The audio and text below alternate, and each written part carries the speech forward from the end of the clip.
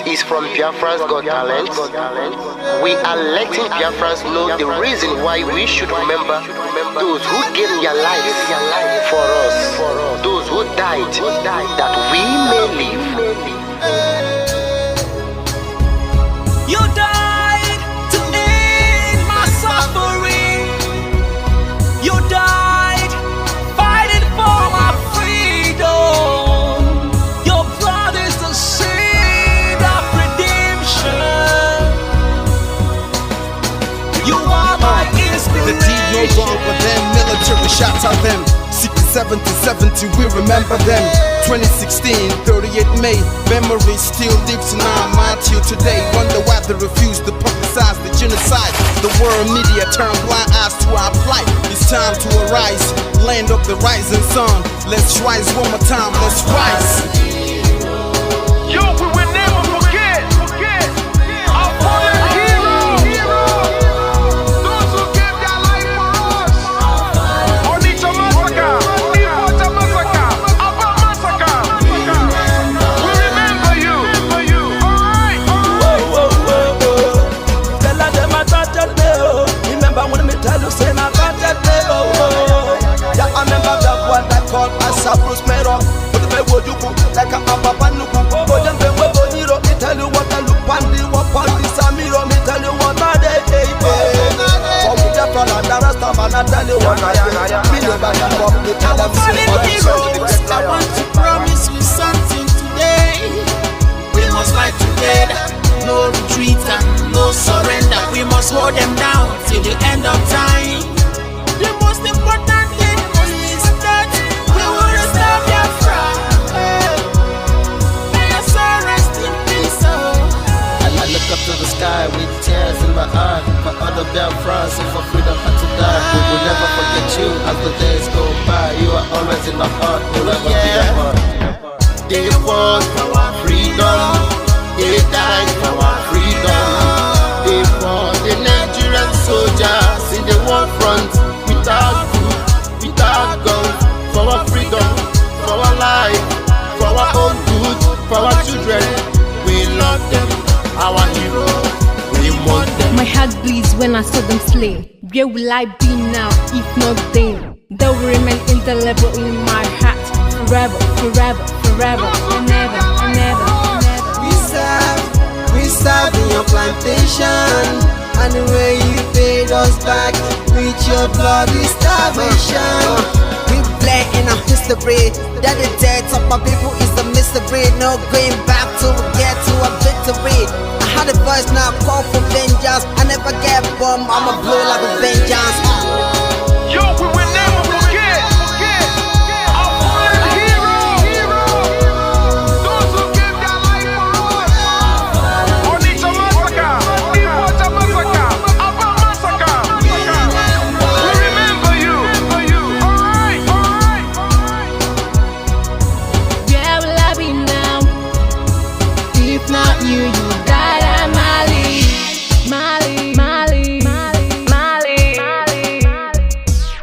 They were starved to death because of our freedom, and they paid the debt for our freedom. Flag high for those that died in the genocide, fighting for you and I. There is pain in our heart, we bleeding inside, tears in our eyes, so I'm falling here. This is for my fallen heroes. Give them a motivation, people. It's like I'm looking at myself in the mirror. Cause we to be a cast, I need to be a nurse. If we did not retire, They paid the ultimate price. They died for the freedom of unborn child. We live for the legacy. Yo, we will never forget our fallen heroes.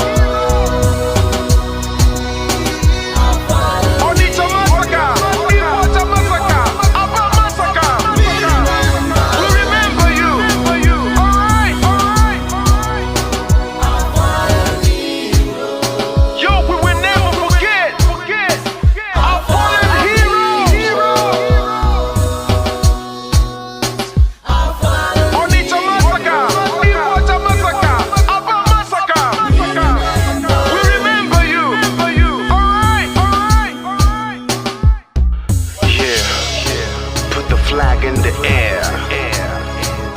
Never be afraid. March on, cause we are more than conquerors. Yeah, you know what it is. I'm looking at myself in We the must mirror. revenge, and we must stand to represent who we are.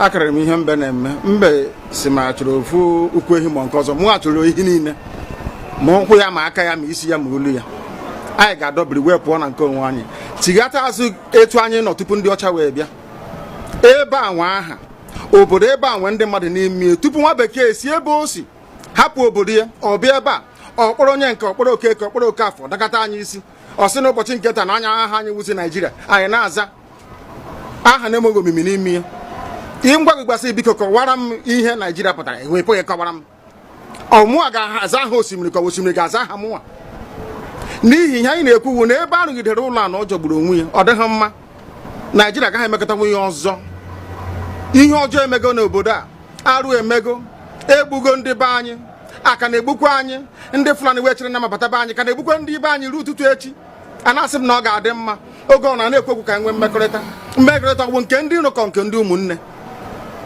ha egosighị anyị ọtụtụ mgbe na ha kpọrọ anyị asị onye ajụrụ ajụ na-ajụ onwe ya ha jụrụ anyị aja ama njụ onwe anyị agbanyeghị na anyị nwe ngwa ahịa n'ugwu Awụsa agbanyeghị na anyị na-azụ ahịa ebe niile dị iche iche na-eme nke ọma kama onye ghara ndụ kpakụ onye rie niile ọ ndụbisi ka anyị na-ekwu okwu ya ka anyị cheghata azụ ebe a ruo obodo anyị ka o wee maa mma wee karịa obodo ndị ọcha na mma ọhịa anyị na-arịọ nwekwe na ugwu nwee nkwanye ugwu n'ime onwe anyị ọnwa anyị pụọ n'iro a na-etigbu anyị pụọ n'iro okwu okwu asị ọ bụ gịnị ma anyị ji wee ekwu okwu ọnwụ ihe ndị a ka anyị sị na anyị agaghị anabatakwa ya ọzọ.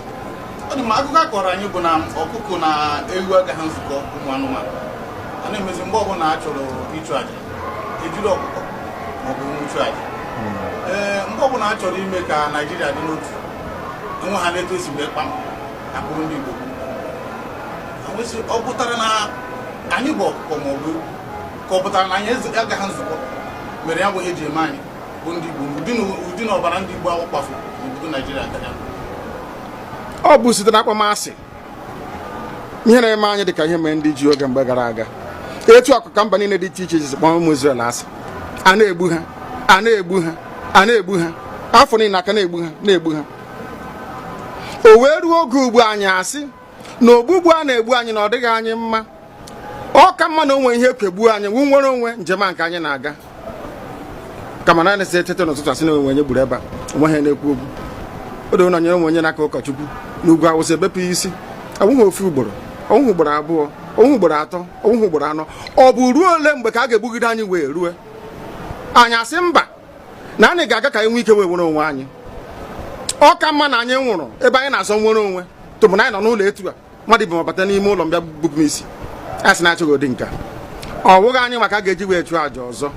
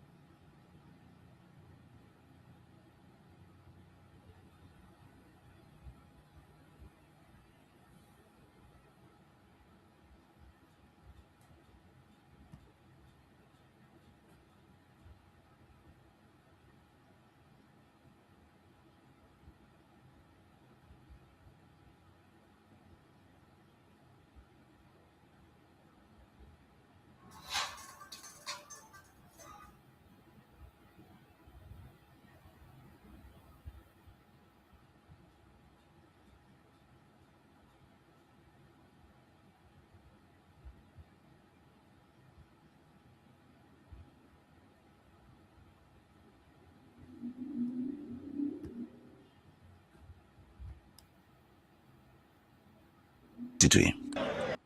Onye si na ga-ata anya ahụhụ ma ọ bụ na anyị fe arụsị anyị wee na-efe arụsị iwe were iwe gị na ọmụma gị wee bịa leta anyị ụmụ anyị wee na-anwụsị ụfọdụ nọ n'ụzọ ije ha anaghị alọta ụlọ ọzọ nne na nna wee na-ata ahụhụ wee na-ata ikikere eze nwaanyị konye ka ọ gaa ubi gaa rụọ ọrụ Fulani chiri ehi bata ebe ala gị nne n'iyi okwu ebepụghị isi anyị pụta anyị kpọpụ onye nwe anyị n'ugwu Awụsa ahụ ejide anyị wee gbuo ihe ọbụla anyị mara aka n'ime ha si maka ha gaa n'ihu elekwa ọdụ ụgbọ mmiri n'igwe ọcha bụ ememiri ọhịa nke dị na Kalaba otu aka ahụ anyị na-ala nsọ ebe Biafra bụ ndị kọstọm sokwenye anyị n'etiti anyị anọghị n'ime mmiri kama kọstọm juru ebe niile ha wee na-ata anyị ahụhụ anyị kwe sịpụta anyị ka kpọchie anyị kwe sịpụta anyị ka gbagbuo anyị onye nwe anyị na Chineke na nke bi n'igwe ọ bụ ụzọ dị agha ka isi efu ndị nro anyị n'anya wee karịa ndị nke gị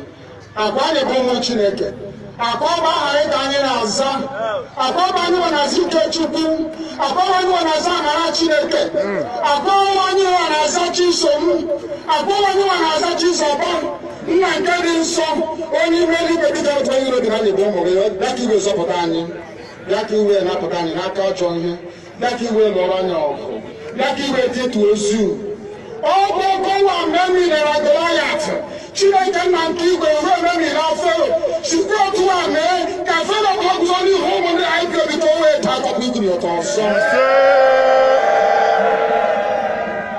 ị ga na-edu anyị n'ụzọ niile nke ezi omume ọ bụla adịghị na anyị na-aga ndagwurugwu onyinye ọnwụ ọ bụ nwa bụ ekekere n'igwe n'ụwa nwunye ọbụla kere gị n'oge malite n'oge ọgwụgwụ kama anyị onwe anyị gwa anọkwa ahụ ofu ụbọchị anyị ga-anwụ n'ezie kama ma akọ na okwu gị na-anọgide ego mgbe ebighị ebi ọ bụ ya mere anyị ji were gị n'anya isi anyị wee na-asị nna nke dị nsọ bịa ka iwe gosi anyị Biafra na ndụ na abụghị n'ọnwụ bịa ka iwe na-ekebe gị na amara gị wee kpuchiri anyị ka uwe bịa ka iwe zọpụta ndị nke gị bịa ka iwe mee ka Biafra wee bịa ka anyị na-ewetụta na nsọpụrụ na ịja mma site n'aha gị ma ibu Chukwu nke abịa ma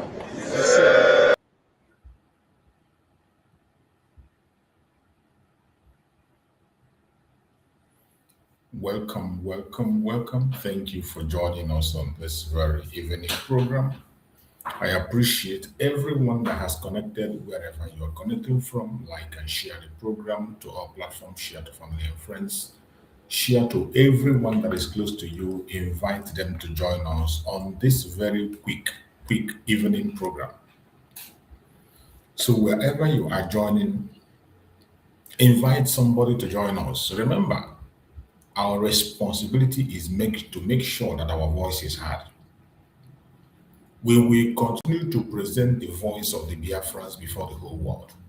We will make sure that our voice is not hidden. We will make sure that our voice is not taken away. We will make sure that we continue to speak any moment and any time that we have opportunity to speak. So my fellow Biafrans, I welcome every one of you that has connected. Tell others to join us. Let us have a very quick one this evening. As you know, there are so many responsibilities on us today. We have a whole lot of responsibility on us, and we must continue to do what we have to do to make sure that our voice is heard. Our enemies are not resting, so we cannot rest. If you think that this is the time to rest, you are a joker.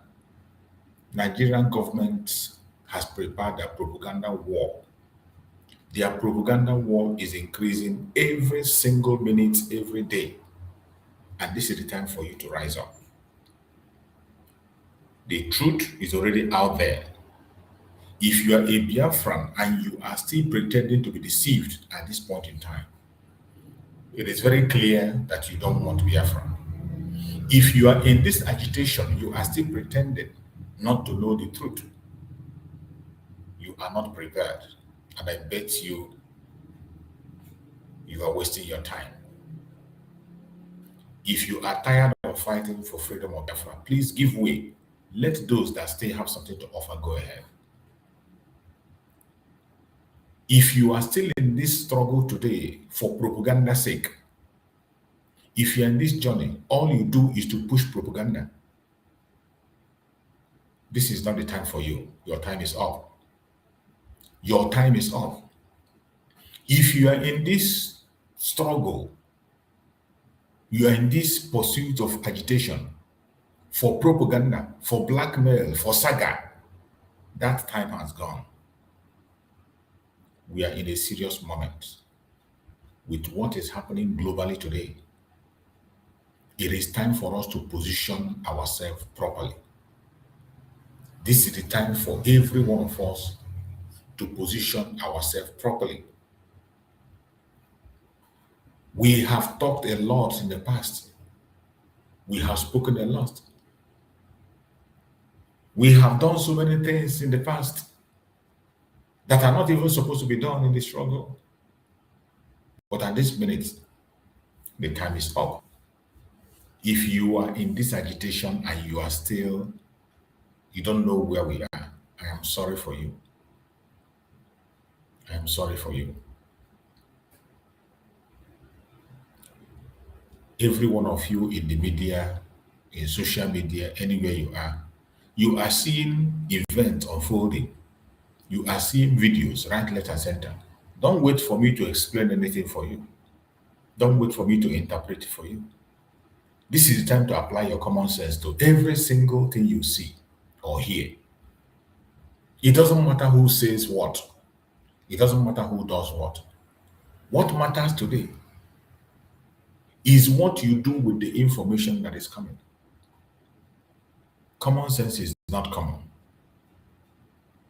You know, we talk about common sense, but I know it's not common. I agree. But at this time, this is not the time to sleep. This is not the time to pretend. It is not the time for propaganda, blackmail, and lies.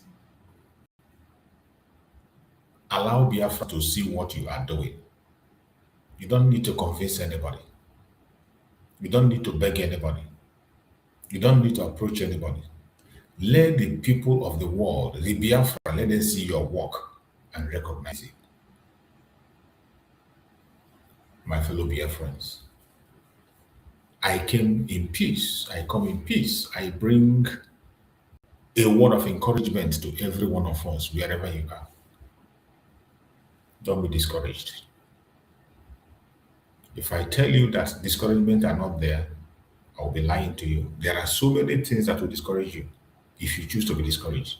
There are thousands of reasons that will make you discouraged. Every day we see things that discourage. If you go to social media, there are so many things that will discourage you from talking about Biafra.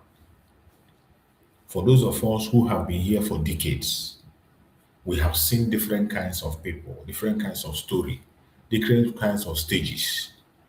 We have seen different kinds of moments. That is why whenever each moment comes, we allow it to roll and pass. We don't get too much emotional. We don't get in this Biafra struggle. If you must survive, you must not get too emotional. If you get too emotional, you will die before Biafra comes. I bet you. If you don't learn how to control your emotion, you might probably die before Biafra comes. That is why you must control your emotion. It doesn't matter who is talking to you. It doesn't matter who is passing the message. It doesn't matter what you see. Control your emotion. Apply your common sense and strategy in everything you are doing and remain consistent and focused on the project. The only project you and I have is Biafra, nothing else. The only thing that connects us together is Biafra. This propaganda war that Nigeria is waging, the propaganda war that the enemies are waging, we must not help them. Sometimes many of us, we engage in the same propaganda war and we help them to get instruments in the name of fighting for Biafra. You think you are doing it for the benefit of Biafra, but you don't know you are doing it against yourselves. That is why sometimes I don't respond to some people. I don't talk about certain issues because I know that so many people who are talking, who are speaking, don't know what they are talking about. So many people that are speaking do not know. They don't understand what they're speaking about. And it is understandable. I understand. That is why most time I don't respond. Sometimes I don't respond to issues. I hardly respond to certain things because I know some people, a lot of us, we are acting out of emotion. And that emotional blackmail they throw at us always throw us off balance. It makes you hate your brother, hate your sister. It makes you lose the real information. So many of us have lost the real information. Several locations, many of us have lost the real information. While we are busy chasing shadow, while we are busy gossiping, busy, the real information is passing. My brothers and sisters, wherever you are watching, continue to be strong. We shall overcome Nigeria. We have won Nigeria already. And the world know that Nigeria is this Christian genocide you are seeing today, it didn't start today. Nigeria is a failed state. Everything in Nigeria is fake, including their census, their numbers, they parade everywhere. Everything is fake. And for you to be able to survive, everybody must go their separate ways and be who they want to be. The Fulani Janjaweed that claim to have the population don't even have it. They have never had it. The northern part of Nigeria that they are trying to use to manipulate today, it is no longer working for them. It is not working. So the foundation is shaking. Mazi Nnamdi Kanu and Mazi Samuel have shaken the foundation of Nigeria. In fact, the foundation is shaking seriously. And with the intervention of the United States, a lot is going to happen. Begin to position yourself. If you are from Biafra land, join the Biafra movement. You are from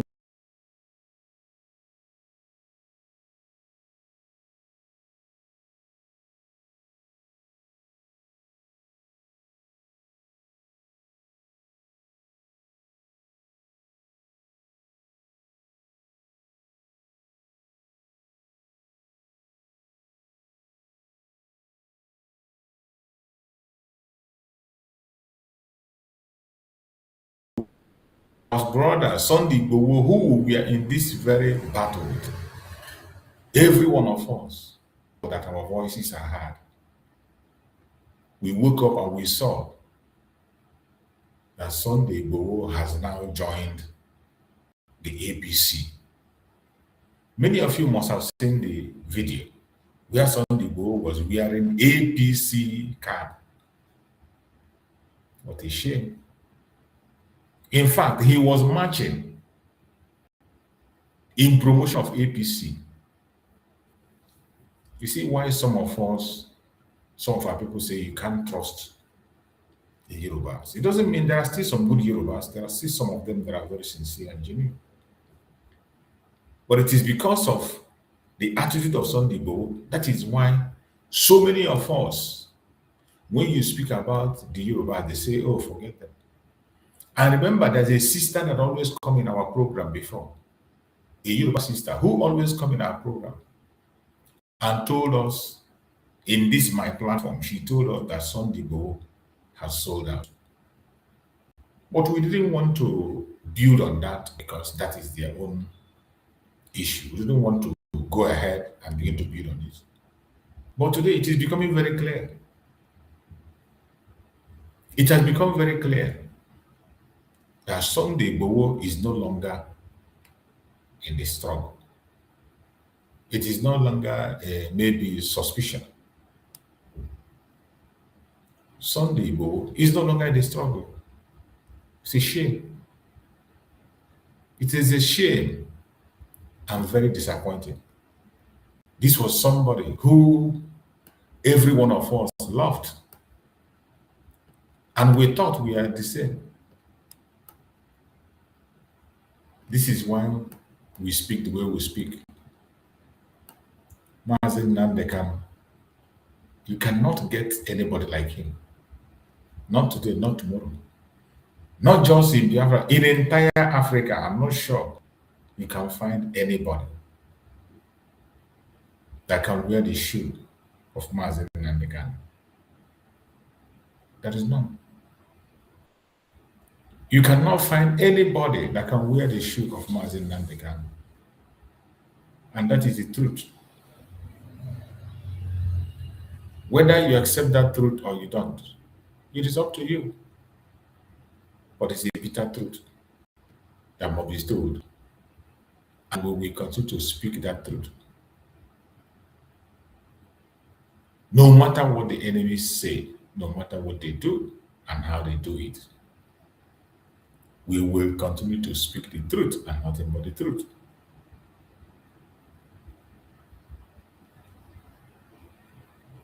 We are different from other people. We are very different from other people. And our mission is simple: self-determination. And the Biafran cross is unbribable. Look at Sunday Igboho. The person you are seeing here is Sunday Igboho wearing APC cap. Can you believe that? Sunday Igboho, who we thought was fighting for Oduduwa Republic. So he was just doing it, like people say, to get political power for his race. Look at him with APC cap. This is Sunday Igboho. The Sunday Igboho you know. You see him with APC cap. Fully campaigning for, proudly campaigning for his brother. This is the difference between us and them. This is the difference. When we say that everybody that is from the other side have different agenda. And that is why we only trust ourselves. You cannot trust anybody. You can only trust yourself. You can only talk about yourself, what you believe and what you can do. Can you ever believe that Sunday Igboho, of all people, will now change and become a political gladiator? That Sunday Igboho will be now fighting for Tinubu and APC of all people. Fulani, the same Fulani he fought to, he entered the Fulani party, wearing their cap, boldly wearing their cap and marching. It is a shame. But we are not perturbed because our hope does not lie on anybody. We don't even trust ourselves, let alone trusting somebody from another region. All we need to do is to wake up and stand strong. That the battle have just begun. If you think that we have finished the battle, no, the battle just began. The battle have just begun. And I urge every single one of you to please remain consistent. No matter what you see, no matter what you hear, don't get disappointed. We shall overcome. When we talk about the fake Nigeria and their fake analysis and their fake statistics they have, the fake claim of the Fulani Janjaweed, I want you to listen to this video, what this man is going to reveal about the lies of the Fulani.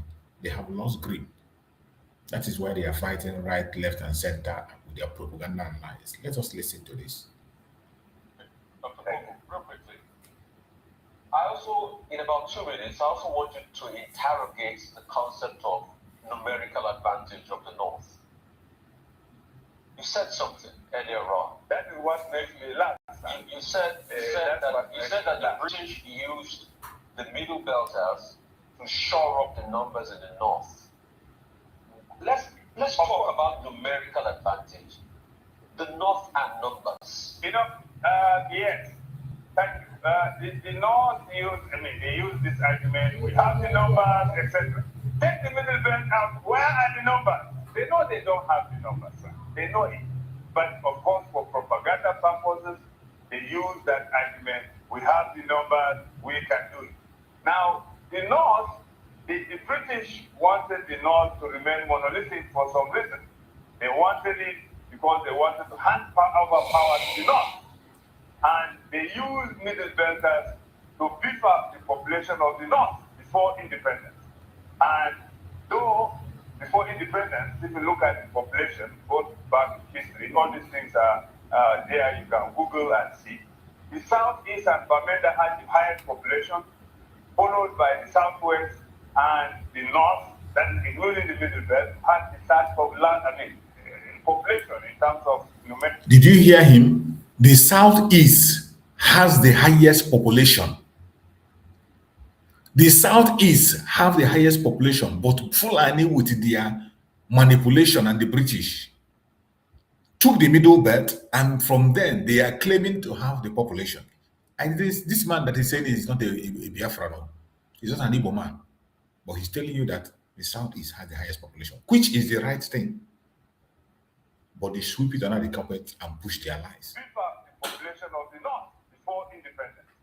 And though before independence, if you look at the population, both back in history, all these things are there, you can Google and see. The Southeast and Bamenda had the highest population. The Southeast and Bamenda has the highest population. Before independence, the Southeast has the highest population. But they manipulated it. Southwest and the North, that is including the Middle Belt, had the third population in terms of numerical strength. However, the British wanted to hand over to the North and therefore denied the Middle Belters a region for themselves. Though after independence, the southern minorities were given Midwestern region, but also political considerations, which now we know as used just to whittle down the strength of the Southwest.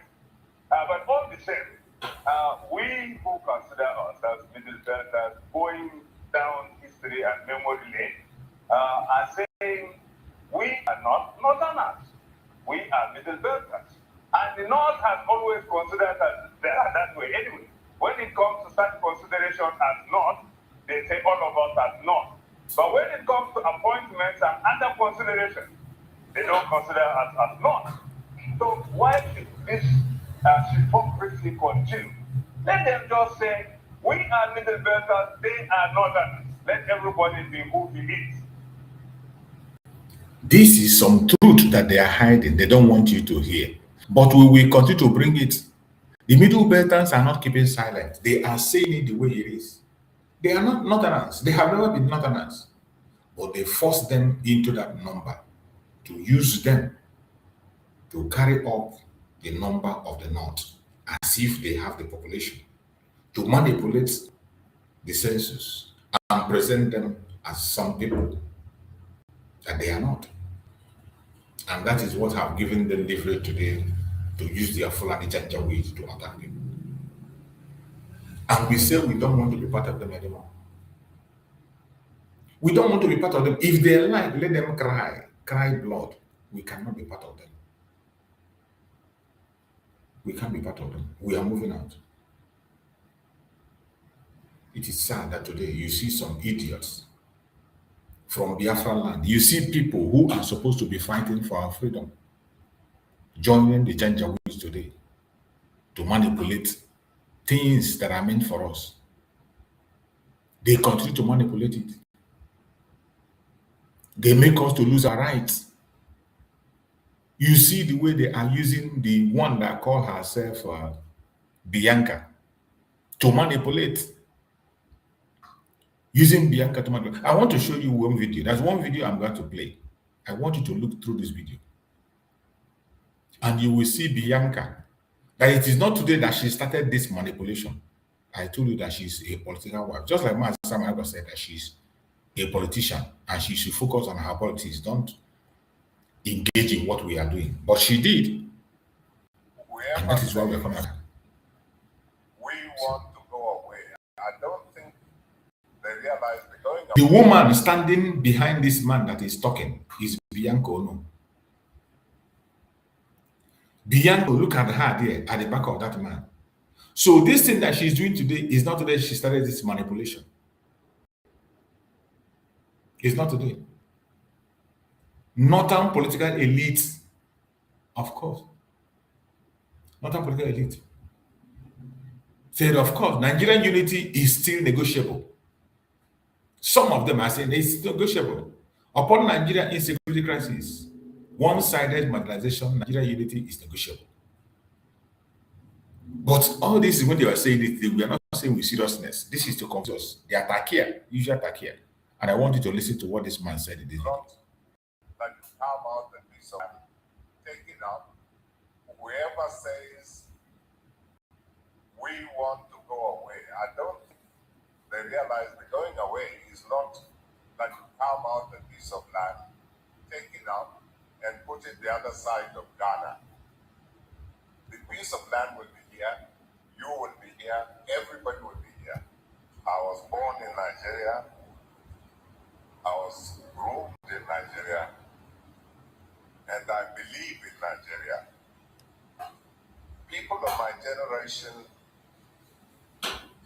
believe in Nigeria. We have no doubt about the fact that we have no option but Nigeria. your generation, but our own generation have option. Your generation have refused to see option. With you having Bianca Ono like you standing at your back, selling herself to you people, you don't have any option. But we have option.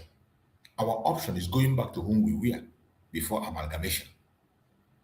Our option is going back to whom we were, taking ourselves away from that amalgamation, which was, by the way, expired by 2014. The amalgamation was 100 years agreement and it is expired. And criminals and fraudsters like you don't have any option except Nigeria, but we do. That is why our generation is pulling out of the zoo. However, I and I think a few of my colleagues believe that there's no such thing as the unity of Nigeria is not negotiable. Okay. Of course it is negotiable. That's why you must negotiate now. Even it is not just saying it and clapping. of a family is negotiable. Even the coexistence as a couple of a husband and wife is negotiable. The moment either party feels that this union is no longer bearable, that he or she would run on his own way, you let them have the right to sit down, consider their condition, and after, and only after, very, very, very careful, rational examination of the pros and cons of going out of the marriage, that they take the decision which suits them best. We have checked all the angles. We have searched right, left, and center. We have weighed all the options, and we have taken the decision that is best for us. Exit from Nigeria, self-determination is the best decision for us. Maybe you don't know. It's not enough just to say, I don't feel comfortable where I am. So I'm going. Are you sure of where you're going? We are very sure. Are you sure of the consequences? We are very, very sure. Do you really feel that the ground It doesn't matter whether you have Bianca Ono at your back. That Bianca there doesn't represent Biafra. It doesn't represent the Igbos. It doesn't represent Biafrans. She's representing herself as a politician. So we have checked right, left, and center, and we are satisfied with where we are going. That is the only option for us. is greener on the other side? If you do, but sit down with your partner in respect, in mutual respect. You have to tell that to the Nigerian government. Mazi Nnamdi Kanu has been calling for referendum. That is, which other respect do you need more than that? We have been protesting for more than a decade, calling for referendum, peaceful referendum. We have been going peacefully. but you have refused to listen, you and your cronies. It is you that will come and sit on that table that you're talking about. Why don't you speak to your fellow Janjaweed to do the right thing? It's possible. But without demonizing your husband or your wife, because then you will remain always the ex so-so of the other person. But discuss quietly, in a dignified way, respectful way, so that even if you separate in the future, you can interrelate with love and with respect. When whoever says we want to go away, I don't think they realize the going away is not that you carve out a piece of land, take it out, and put it the other. We know what it means to leave Nigeria. This your explanation doesn't make sense. Even a layman in Biafra land knows what it means to get out of the Zoological Republic. We know what it means. This your explanation of to take away land, carry land. That is only the Janjaweed that think that way. Maybe the Northerners are thinking that way, but no Biafran is thinking of the direction you are going. The side of Ghana. The piece of land will be here, you will be here, everybody will be here. And we all want to prosper. And my appeal to everyone is please let us be respectful of one another. This message is meant for this man himself and his own people, not for us.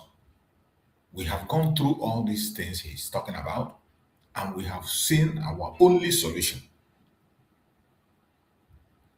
Simply allow us to go. That is the only sensible thing for anybody to do. How can we continue to be in this kind of destructive and murderous environment where the Fulanis are running rampage? The Christian genocide you are seeing today, it didn't start today. They have been ongoing long time ago until it has gotten out of hand today. And I want you to watch this. These are the people they are telling us to be with. We can't be in this kind of a country. As the world begins to grapple with reports of barbaric massacres of Christians in Nigeria, Mike Ode James, a correspondent for Truth Nigeria, has seen the devastation in person. What is really happening on the ground right now to followers of Jesus in Nigeria? So, Mike, for a lot of people, they might not even know that anything's happening in Nigeria. So, can you tell us what is going on right now? What is going on is devastation, degradation, and dehumanization of Christians, indigenous Christians, Christians who are locals, who are natives, Christians whose grandfather, great-grandfather were born in Nigeria, in northern Nigeria. Christians who are owners of the land. Today, what is happening is that they have been dispossessed, they have been dislodged and dislocated from their lands. And how is it happening? Fulani headsmen are kidnapping them, then extorting money worth millions of naira in Nigerian currency. Hundreds of millions of naira have been extorted from families whose members are kidnapped. And then, after a while, these families go broke, searching for money to pay as ransom. Now, what is happening again, like I said, these terrorists, and they are Fulanis who are Muslims, they come to the houses of people, they shoot them either the father, and then they'll grab the children, who may be normally 5 or 6, and then they leave the mother, and then after 2-3 days, they'll send a text message or a cell message to the mother and say, look, yes, we kidnapped your kids, we are asking for a ransom of 100 million. If you cannot pay, we will execute them one by one. We are giving you 2 weeks to do that. And that is what is happening. And in the process, some of these girls are raped. The men are brutalized, they are beaten, they are chained hands to leg. You understand? They don't go. When they want to take a pee, the P where they are chained. When they want to take, when they want to go and, if they want to do anything, they do that. And I have seen and I've asked, and they've told me, a lot of these victims, not one, not two, but up to 20, 30, they say, look, we don't eat food maybe twice in 2 weeks. They feed us maybe twice in 2 weeks. Some of them say we live only on grasses and mango leaves, you know, and by the time they are released, a lot of them would not walk. So you see, now, and this kidnapping is happening every day. Every day somebody is murdered, not one, not two. Every day a household is murdered, somebody from a household is murdered, another one from another compound is murdered, and the household are carted away into a forest in Kaduna called Rijana, which the government is very aware of, and it's not doing anything. And now, like I told you, when they are taken into the forest, they are brutalized, and then the members of their family start looking for money to pay. And after all, when they secure the release of these persons, what really happened is this: they have no cash, so they have to sell their lands, their farmlands, turn to beggar. And who buys them? Probably the relatives of the people that kidnapped them. That is beyond heartbreaking, my brother. So the question is, for a lot of people in the West, they want to know: is this a land dispute, or is this persecution because they're Christians? Well, it is simply persecution because they are Christians, number one, and so that they can grab their lands. Now, I will tell you something, Raj. I am from the northern part of Nigeria, and I'm a Christian. My state being where I come from, we have over 92% population which are Christians. Where I live in northern Nigeria, the place is called Kaduna.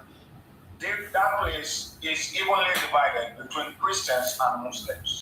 Now, what the government do not like, what northern governors do not like, is that they don't want to know, they don't like hearing that, they have indigenous Christians who are northerners. They don't want that, so that they can tell the world that, look, Nigeria is divided into Christian North, Christian South, and Christian North. But unfortunately, we have over 40 million Christians who are in the North, who are indigenous to the North.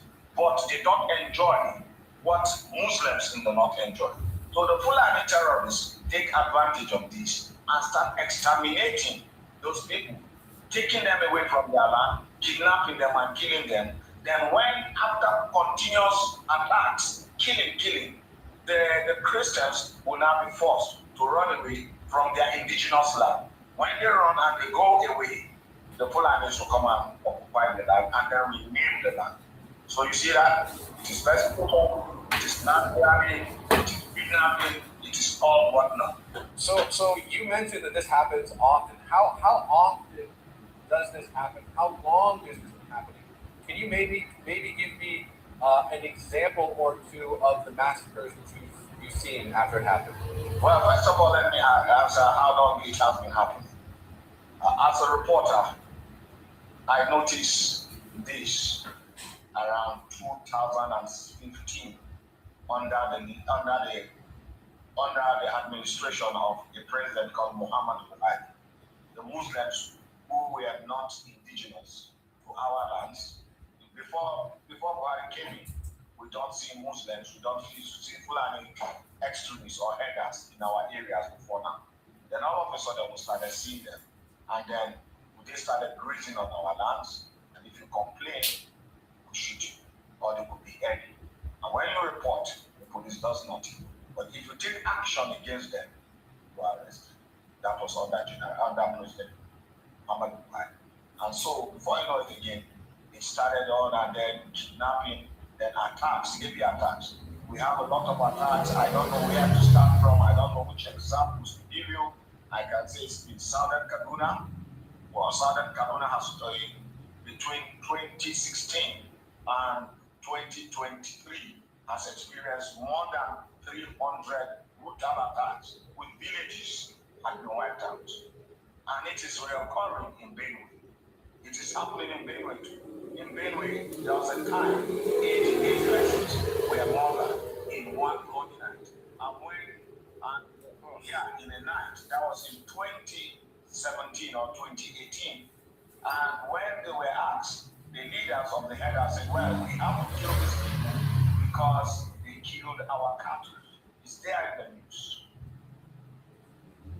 It's Christian. We are murdered, we are massacred in the night. In 2018.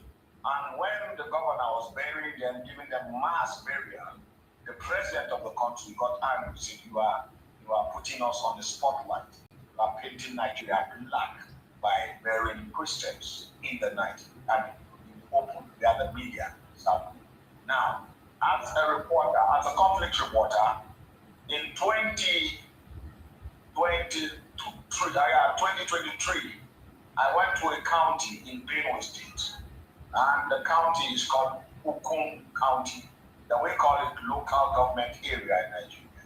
I heard there was a massacre. 72 persons were killed by Fulani herdsmen, and the news, and it was not on news. So, and the Reverend Father called me and told me, look, Mike, I want you to come and see what is happening in our land. You are from Benue, please. Tell Truth Nigeria, we want you to come. So when I got to Ukum, that is in Benue, Ukum County, we started going deep into the forest region. Now, I don't know, the police checkpoint and the military checkpoint from where I was going to would be almost 3 hours drive. And as we were moving into this county, and I told this reverend, I said, Reverend Father, you know we could be at risk. He said, yeah, but my castle and God, through Christ Jesus, will protect us. So, and as we moved deep into the forest, people started coming out. They would peep and look. That's the Reverend Father's hillocks. That's Reverend Jacob's hillocks. And they started coming out. They were hiding as a result of the massacre. They left their settlement and they were deep, hiding deep inside the forest. And they said, oh, Father, please move for us. We have my son. He's 3 years old. Let me go and bring him. And that was how the hillocks was jam-packed. And then by the time we went to the city for it's called Ayati. Ayati, A-Y-A-T-I. And we only met 7 elderly women. And why are they there? The Fulanis spared women, elderly ones. The Fulanis do not want to kill women. And these women decided that let us go to Ayati and get some food for our husbands and children.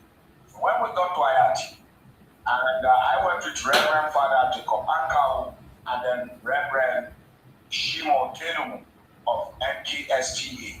And they started showing me the houses. All the houses were burnt. And they told me this community, that community, totally, we are about 32,000. Now, 32,000 inhabitants were displaced. 72 persons were executed by the Fulanis. Churches were burnt. Catholic churches were abandoned. Local churches, Methodists, Baptists, in the ruins. Now, again, Raj, you and I met last week, and I told you I was in the bus, and I was heading back home to Kaduna. Now, this is what happened. I had to go back to my ancestral home. It's called Benue Notugo, and it's in Benue State. The Fulanis also launched a bloody attack in a town and in a settlement called Otobiapa, and they wiped out 11 persons. And when I say wipe out, they did not shoot. They slashed with machete. I have someone with a deep gash across his eye. I saw him. The other one was slit. They had a 76-year-old chief who tried to resist them and was shooting. He was butchered and cut up like a piece of meat. And 11 of them were killed. And my organization, that equipping the persecuted, led by George Salt, decided that, okay, Mike, go and do an assessment and see whether we could provide relief material. So when I got there, I met the lawmaker representing that place, Kennedy Ango, and he told me that this is a land grab and that these Fulanis, they don't know them from anywhere. And why are these people coming? They are foreigners, they are alien to our culture, we are Christians, we don't know, we are either, our ethnic nationalities are the Idoma, the T, and the Igede. And where are these Fulanis coming from? And anywhere the Fulani goes, according to them, it is violence. That is what happened. Let me ask you this one more question. Your eyewitness testimony is so powerful and so important. I really hope that my friend here watching this shares this video because I've been trying to find sources talking about this, and it's radio silence, crickets. I don't see anyone reporting this. So my last question to you is, why do you think the West, the United States, Europe, anyone, why do you think no one is reporting on this? Why is no one, quote unquote, caring? Why is the world silent about what's happening? Well, I'm going to tell you something. First of all, the local medias in Nigeria do not like reporting this because they don't want to get out of favor with either the state or the federal government. And this is how it works. Media houses to get patronages from the military. From the federal government or the state government. So if a reporter goes out of way to report such massacres, and the government is saying, no, there is no massacre as such, it's just banditry, few people are killed. And then when you go deep down, you discover that 20 people are killed in one day, 30 are killed the next day, 40 are killed the next day. The government is going to be embarrassing to the government. So the government is trying to do everything possible to keep the lead on it. So, and the media do not want to report such, except very few media in Nigeria that does such reporting. Again, the federal government of Nigeria will always like to tell the world that this is not an ethnic cleansing, it is not land grabbing, it is not massacre, but it's just a case of bandits. Now, who are these bandits? They wouldn't want to tell you. They'll say it's a farmer headers clash. Headers that are AK-49, RPGs, headers that you see them on motorcycles. We call those motorcycles Boko Haram. They are like power bikes, and they are free. And the farmers often do not have anything apart from their vehicle, apart from their tools. They have been murdered. And these farmers are living in their lands. Their great-grandfather left for them. And these headers, according to the federal government, are peaceful headers. It's just that they grazed into that, So the world wants to listen to what the federal government of Nigeria is telling them, especially America. I don't know actually why the Americans, with all the technologies and everything they have, are not really coming to find out the truth apart from people like you. The fact is, the world, Nigerian Christians feel totally abandoned by America. And I tell you this, if you guys don't do anything, we are going to face the kind of genocide Christians face, the Armenian Christians faced in Turkey. Nigerian Christians have been massacred, and they have been massacred already, but we are going to see a gradual but brutal extermination of Christians. Already we have been threatened for writing, we have been threatened left, right, center, and even it's even more deadlier when the federal government of Nigeria started kidnapping for the so it's unfortunate, but it's just letting this happen. Well, Mike, we will have to have you back on to update us. This is an ongoing conversation, but for now, I want you to know that the people at CBN News who are watching this video, we stand with you. We're going to be praying for you, and we will have you back on very soon because this is a story that we need to share. So, Mike, God bless you, my friend. Thank you so much. It's my pleasure. I will even send you stories if you want me to, of massacres, videos, pictures, people I've interviewed. After I'm done with you tonight, by tomorrow morning, I'm still going to have about 5 families have been kidnapped. I was kidnapped. I'm going to see the wife of the woman and the man, so I will send you the videos after my interview and you see what it's about. Please do. Please do. Thank you. Please do. And we will be updating my friend here watching. We will be updating with Mike going forward. But please send that, and I'll talk to you soon, Mike. Thank you again. God bless. God bless. That is what you refer to as Nigeria. That is what is referred to Nigeria. Information has been coming, not today, not tomorrow. More things about the situation in Nigeria. Listen carefully, you will hear.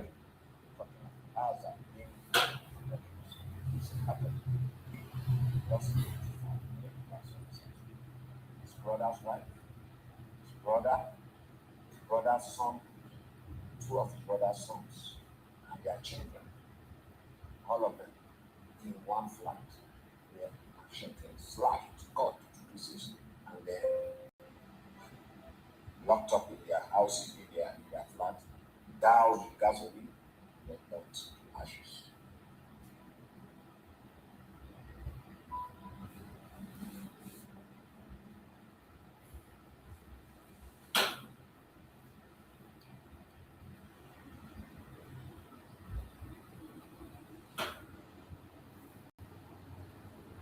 You see what was done to a human being. The other man lost 35 of his family household. Talking of Gaza, Nnamdi and others. Did you hear that? He lost 35 members of his household. His brother's wife, his brother's son, two of his brother's sons, and their children. All of them in one flat, where machete slashed, cut to pieces, and then Imagine. locked up in their houses, in their flat, doused with gasoline. Imagine. Imagine what was done to a human being. This is what people faced in the contraption called Nigeria. And some of you are still talking about being part of Nigeria. This is why we can never, ever have anything to do with the Zoological Republic. We are gone, and we are gone for good. We are gone, and we are gone for good. And those who are still pretending that Nigeria is working for them, let them continue to pretend. Abasi also, I go a mile. This woto, it go reach everybody. Let us listen to this part again. All these things are stories of Nigeria. Stories of Nigeria. You, until recently, was the chair of Amotekun in Oyo State, right? Yeah, for some time. So what can you say about security around Oyo State and Amotekun? Until I left, the security was still not okay.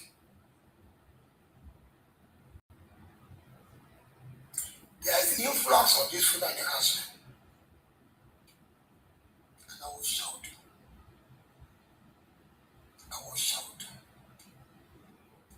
I gave a lecture somewhere. And I quoted Abasha.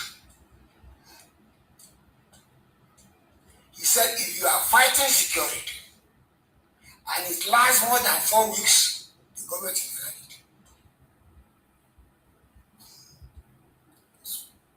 Explain. Good. The federal government was behind the influx of Fulani last week. Did you hear it? Nigerian government. Men with cow. They call them Fulani husbands. Some of them don't even have cows. Did you hear that? But they were coming fully armed. AK-47. And you said Buhari government was involved. Wait. That time, everybody was complaining. That time, the government announced that everybody should submit their weapons to the police. Now, people are complaining that time. I'm saying this thing. There was a meeting in Kanu. They said they are Funa National Movement. In their community that time, it's about 5-6 years ago, that Allah has given them the land of Nigeria as inheritance. You hear that? And that they have told all Fulani in West Africa, Submission and Central Africa to start coming to Nigeria, to come and take over what Allah has given them as inheritance. Did you hear that? That's the land of Nigeria. And that when they are coming, the person that is speaking is the chairman of Amotekun before he resigned. He resigned because government were not supporting them. He resigned because he discovered that the government is the one sponsoring the terrorism. This was the first chairman of Amoteco confessing and telling you how Fulanese took over. These are the people you think you can dialogue with. People who have come to possess what they claim is theirs, that Allah have given them Nigeria to possess. Hear him, listen to the first chairman of Amoteco. They should come fully armed. That is the only language Nigerians understand. Violence. It is in their community. You did hear that? All that time, people were shouting. They didn't say a word. But when people challenge him once, why are these people carrying it? He said they are using it to protect their cows. Was it true? Of course, not. Very, very false. Now, Buhari, I know he has a very close relationship with the Bishop of Canterbury. Now, when he went to UK, during one of his period of treatment, he told Bishop of Canterbury, imagine, that it is not Fulani harassment that are killing people. Imagine. And the bishop believed him. Then there's some group trained by Gaddafi, who the Gaddafi has armed. They are the one that infiltrated the Fulani harassment. They are the one doing the killing. What did you discover? I was discovering somebody.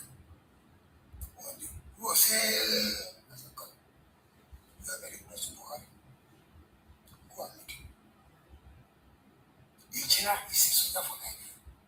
Ask him that in the military, when foreigners enter your territory, carry arms, what is it you are told to do? They describe to us as invaders. And what did we say we should do with them? We are to hunt them down like rabbits and eliminate them. I said, go and meet Buhari and ask him. Did they hunt them down? Who are the people doing the kidnapping? Who are the people? They refer to them as bandits. Who are the people carrying out the banditry? Are they in our forests around here? The entire Yoruba land is occupied by them. As we are talking now? As I'm talking to you. General Togun? Yes. So when you were in Amoteco, did you try to tackle them? I did everything I can. But I didn't have cooperation. Cooperation from who? From Oyo State Governor? Government, yes. Oyo State Governor? Yes. How? I can't start saying this. At least give us a hint. What is it that you wanted? Come. I wanted NCOs from the military, no officers, to be recruited, to be put as coordinators in the very local government. I couldn't achieve that. Why? What was the reason? You were not available to be recruited or what? They are available. Now, I don't want to talk more on this. I said they are supposed to be zonal commanders. And I wanted the retired combatant officers of the rank of captain or major to be zonal commanders of Amoteco in various zones. You did achieve that? I did achieve it. I don't want to delve much in that area.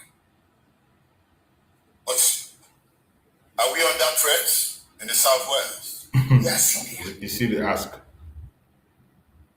You see? This exposition was made years ago. This was the first commander of Omotegu. The first commander. Some of you who is asking, where did this start? I will continue to take you back to history for you to know what transpired. Now, I want you to listen to this case that was talked about during the Okuta panel. Let us listen to this case of Okuta panel. Another interesting case. Listen carefully, you will learn. Copy of the petition, the original petition you filed before this Rebel Commission. Yes, it is.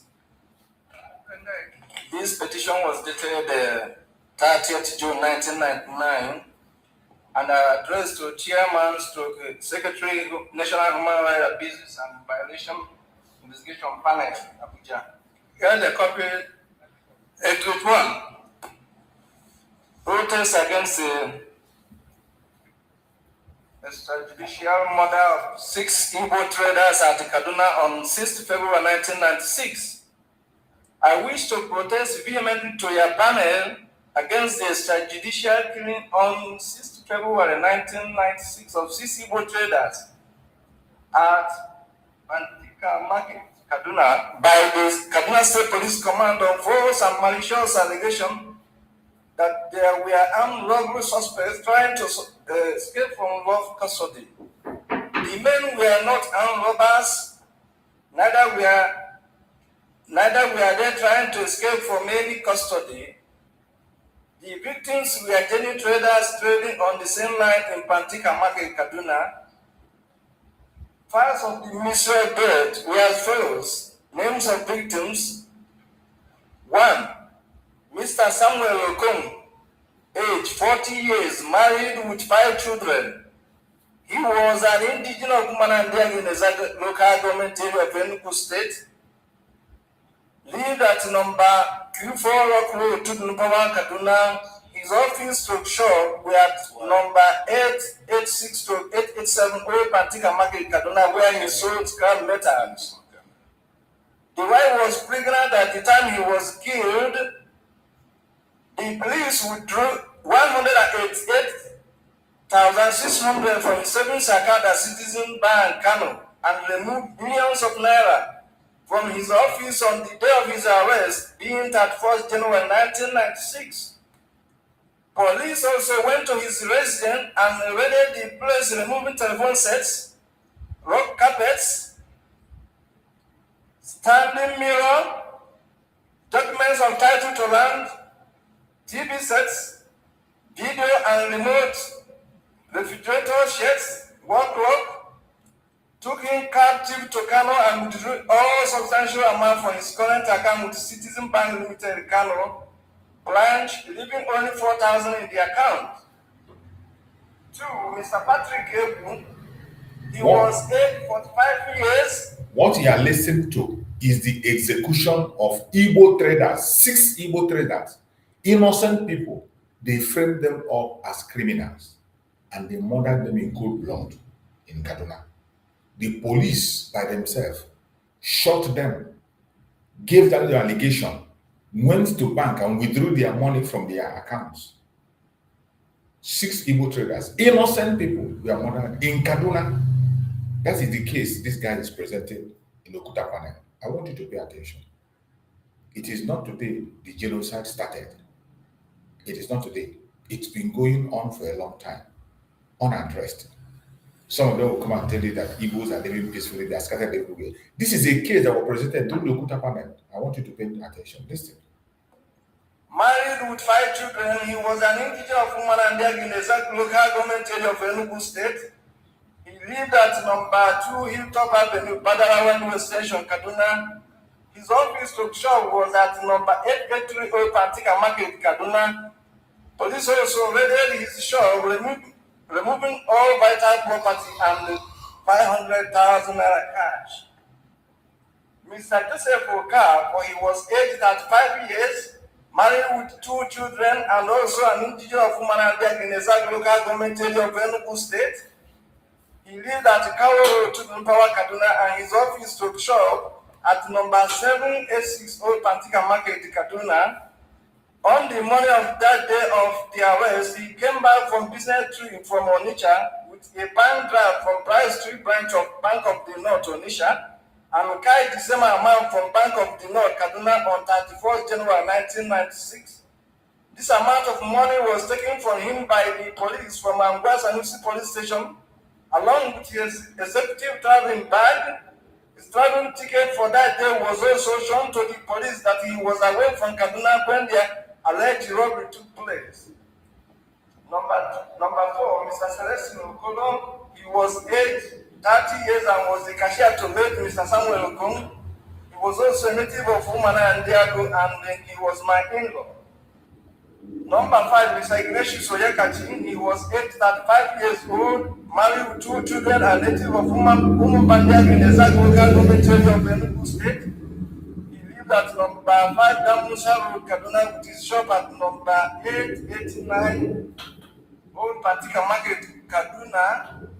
Police removed 250,000 from his shop. Mr. Chukwudo Chukwu, he was aged 37 years, married with 5 children. He lived at Muri Road, Kaduna. More than 300,000 naira was taken from him by the police. The arrest of Mr. Samuel Okongu and others was instigated by one Corporal Augustine Party of Ambassador Police Station, Kaduna, due to a previous quarrel between him and late Mr. Samuel Okongu 10 days prior to the date of the killed men. The cause of the quarrel was that the said Corporal Augustine came to the shop of the deceased Samuel Okongu, where scrap metals bought at auction from Nigeria Railway Station, Kaduna, were being uploaded, and demanded money for cold water and was given 20 naira. He felt insulted that only 20 naira was given to him. He later emerged with 5 other policemen and carried away the materials to Metropolitan State Police Station on false allegation of suspected goods. The goods were subsequently released by the orders of Assistant Commissioner of Police, Metro Station. The said Augustine exchanged hot words with Mr. Late Samuel Okong, and he, Augustine, boasted that he would disgrace him somewhere in this town, that he has locked him up before and he will deal with him again. On the 31st January 1996, policemen about 20 in number came in company of one notorious criminal by name Chiedu, who had committed a robbery at Angbasanusi area, and pointed at Mr. Patrick Ebu, Chukwudi Ojukwu, and Celestine Okoro in front of Alhaji Shehu Ibrahim Putman shop, and at once started beating them. By then, they asked Chinedu manager to point out more men, and he headed straight to late Mr. Samuel Okongo's office. Then the police immediately cut off all the telephone wires in the office and arrested Mr. Samuel Okongo, Ignatius Oyekachi, and Mr. Joseph Okaf, and one Miss Joy, where Mr. Okongo's sales girl and her pistol were also arrested. They immediately started beating them, and Mr. Samuel's leg was broken. He was carried into police vehicle to Ambassador Police Station, where the almighty corporal works. On getting to the police station, the dead sergeant expressed surprise at seeing the wealthy men as suspects in robbery case, and told the men who brought them that he was given 4 Hausa names as suspects in the robbery earlier on, and now wondered why the police ended up bringing 6 Igbo traders from Pantika Market. The same Corporal Ghost in fact, they asked the duty officer to shut up and not concern himself with that point, and enter the case in the diary.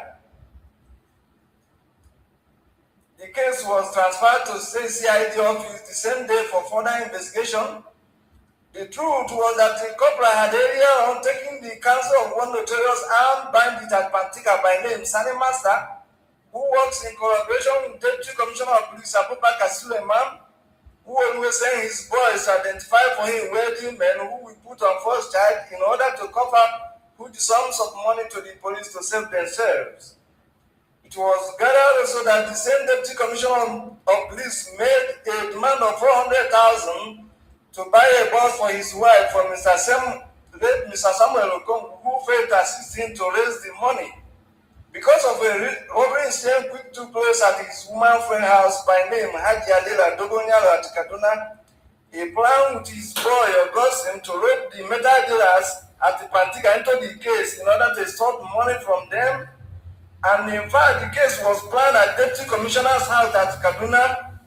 State managed identification parade was conducted for the Haji Adogonyalo to implicate the 6 traders, which was successfully done.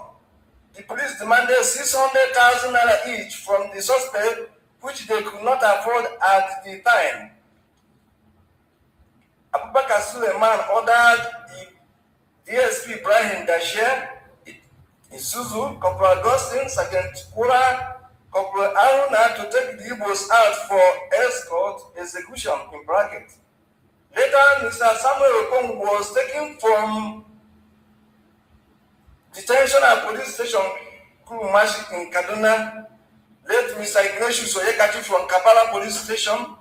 The remaining 4 suspects from state CID cell are taken to Nasarawa outskirts in Kaduna on 6 February 1996 and they shot in cold blood.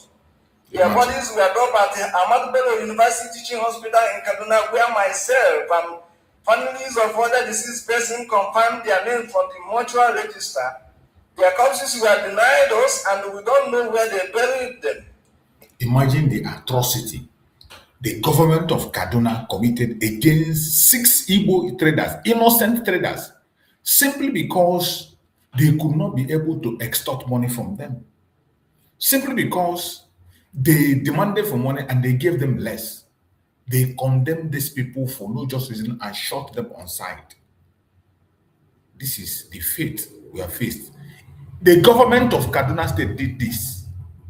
In spite of pleadings from well-meaning Nigerians to spare the lives of these innocent victims, Haji Alela Dogonyalo went ahead to the late head of state, General Sani Abacha, and got a letter to kill innocent Igbo traders because she was related to the head of state.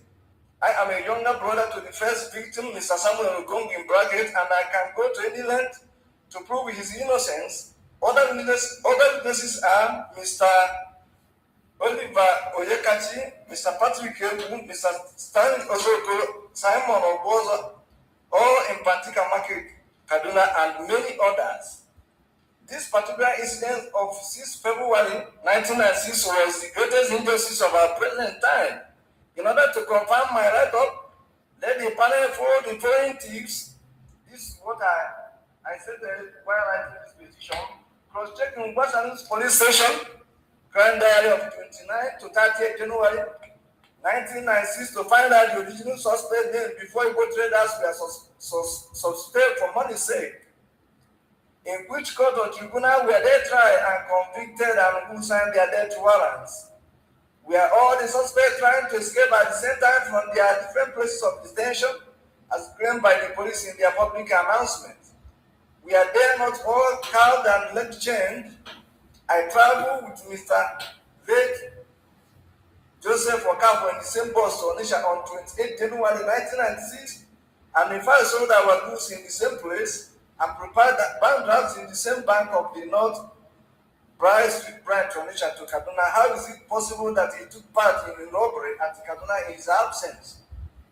Police who tendered the search warrants executed at late Mr. Samuel Okong's office and residence to show instruments of violence as basically recovered from him or any of the suspects, what were the items they robbed and from who?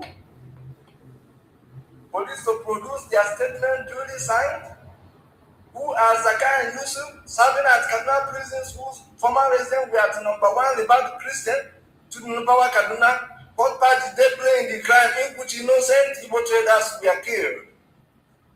I said, I want the government of the day to protect me first from the murderers who will be after my life for unraveling their secrets.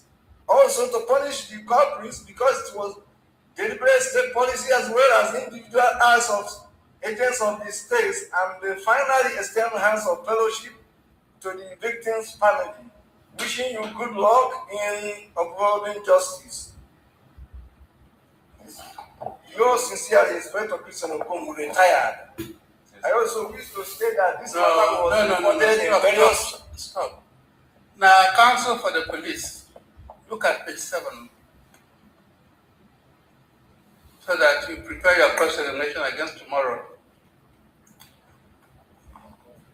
Imagine the atrocity committed against innocent Igbo He traders. said, were they all together when we were trying to escape and we all shot together?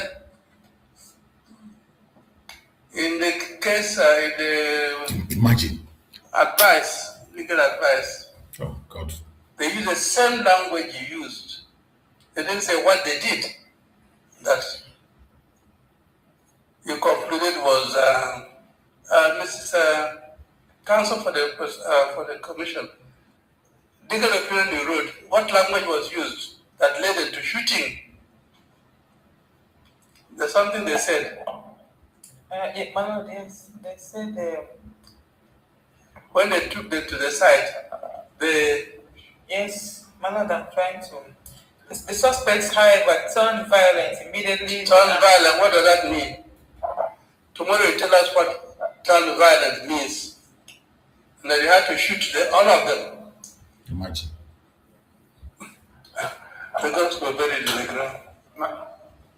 My Lord, yes, with due respect, my Lord, we wanted to tender a handful of... We normally rise at 4 so that you have clear head tomorrow morning, you're taking and then they cross-examine.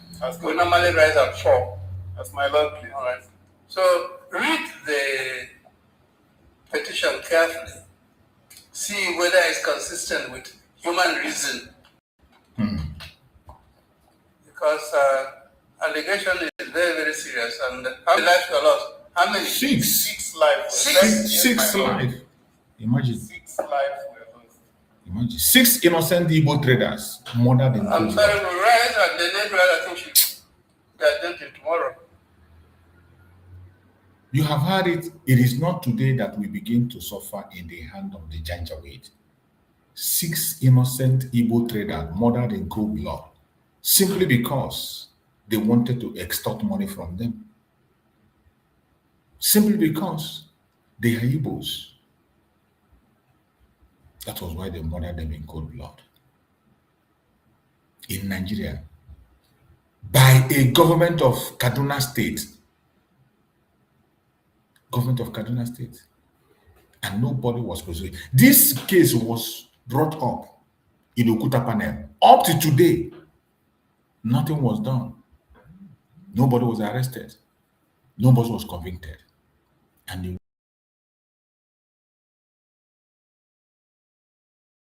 God forbid, only idiots will still continue to claim to be part of this zoological republic. Let's hear this from our eternal leader, Dim Odumegoju. You hesitate about using the term, but actually the Biafra problem was nothing except the genocidal. There was no distinction. The mere fact that you were an Easterner in those days labeled you fit only for one thing: death, and death at the hands of the Nigerian authorities. The Igbos and their associates were killed in practically every village in northern Nigeria. They were killed in many places in western Nigeria. They were Lagos, even on Carter Bridge, the very center of Lagos. People were looked at and they thought, oh, this looked an Igbo, and killed. The very first army officer killed in Lagos, actually, during that time was from Calabar, was killed on the bridge, and so on. Igbos were being hunted out and killed. The Igbos that remained in Lagos after the war began were herded together and detained without any trial or anything. No question of any legal rights.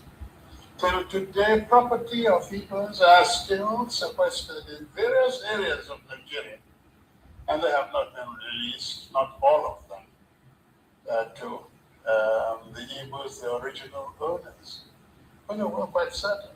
In fact, the only reason it is not called or not accepted as genocidal is because of the Cold War. At that time, anything ethnic based was almost like an insult to humanity. And ethnicity became a term of abuse in politics. That's all.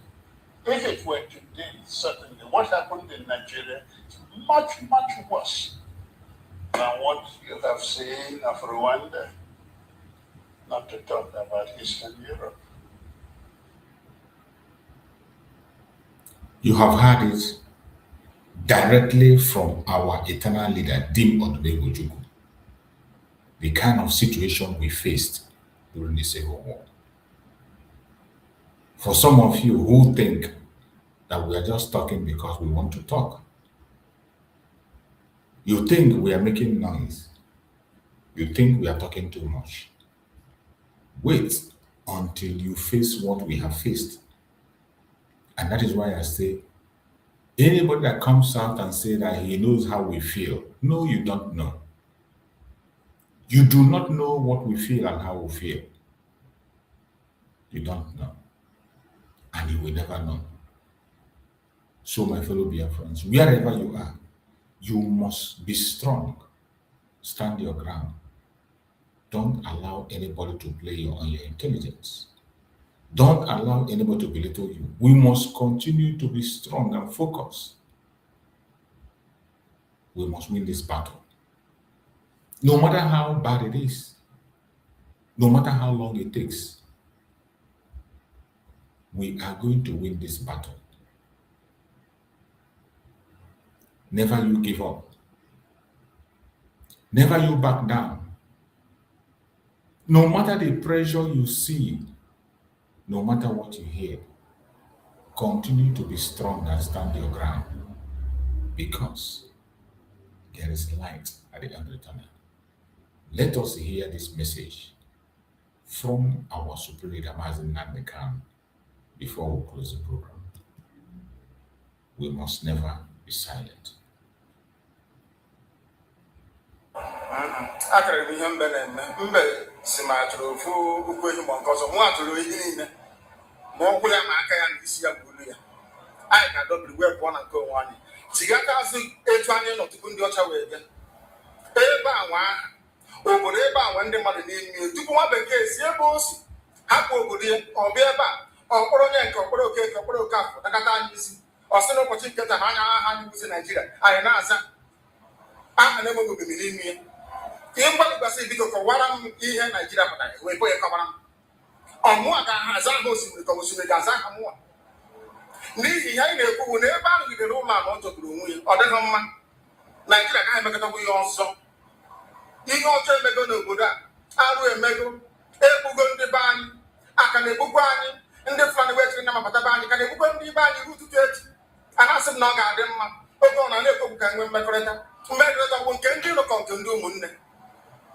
ha ekwesịghị anyị ọtụtụ mgbe ha kpara anyị asị onye jọjọ na-ajụ onwe ya ha jụrụ anya ji ama njụ onwe anyị agbanyeghị na enwe ngwa ahịa n'ugwu Awụsa agbanyeghị na a na-azụ ahịa ebe niile dị iche iche na-eme nke ọma ka onye gara ndụ bakụ onye rerie ya ọ ndụbisi ka anyị ga-ekwu okwu ya ka eche aka azụ ebe a ruo obodo anyị ka o wee maa mma wee ka aga obodo ndị ọcha na mma ọhịa anyị na-arịọ nwoke n'ugwu nwee nkwanye ugwu n'ime onwe anyị ọnwa anyị pụọ n'iro a na-etigbu anyị pụọ n'iro okwu ekwasị ọbụla ma anyị ji wee kwuo okwu ọnwụ ihe ndị a ka a sị na agaghị anabatakwa ya ọzọ ma akụkọ akọrọ anyị bụ na ọkụkọ na elu agaghị nzukọ anụmanụ a na-emezi mgbe ọbụla a chọrọ ịchụ aja ijiri ọkụkọ ịchụ aja mgbe ọbụla a chọrọ ime ka Naijiria dị n'otu onwe ha na-etozigbe mkpa na mkpụrụ ndị Igbo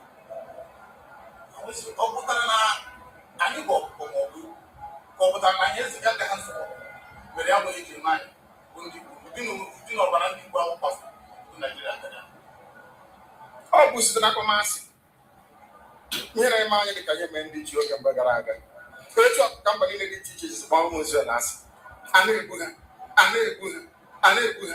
afọ niile aka na-egbu ha o wee ruo oge ugbu anyị asị na ogbugbu a na-egbu anyị na ọ dịghị anyị mma ọ ka mma na onwe ihe ga-egbu anyị nwe nwere onwe njem a nke anyị na-aga kama na na se tete no so se o ye kure ba wa ya de ko o do na nya won nya na ko ko chu no gba wo se be isi awu mo fu bolo o mu bolo ago o mu bolo ato o mu bolo ano o bu ruo le mbe ka ga bugide anyị gbe ruo anya si mba na anyị ga-aga ka anyị nwee ike wee nwere onwe anyị ọ ka mma na anyị nwụrụ ebe anyị na-asọ nwere onwe tupu na anyị nọ n'ụlọ etuba mmadụ ka ọ bata n'ime ụlọ mbịa bụkwa isi asị na anyị dị nka. Thank you so much for listening wherever you are listening from. That has bring us to the end of the program. Join us tomorrow morning for another wonderful episode. Tomorrow is going to be a bombshell. Like and share this program. Click the notification bell so that you can be notified early tomorrow. You join us in the morning when we are going to hold our full program. A lot is going to be exposed. So many things are happening. Thank you so much for being part of the program. See you tomorrow by the grace of Chukwu Okike. Good night, everybody. And may Chukwu Okike guide and protect us, protect our leaders, Mazi Nnamdi Kanu and Mazi Samuel. Good night, everybody.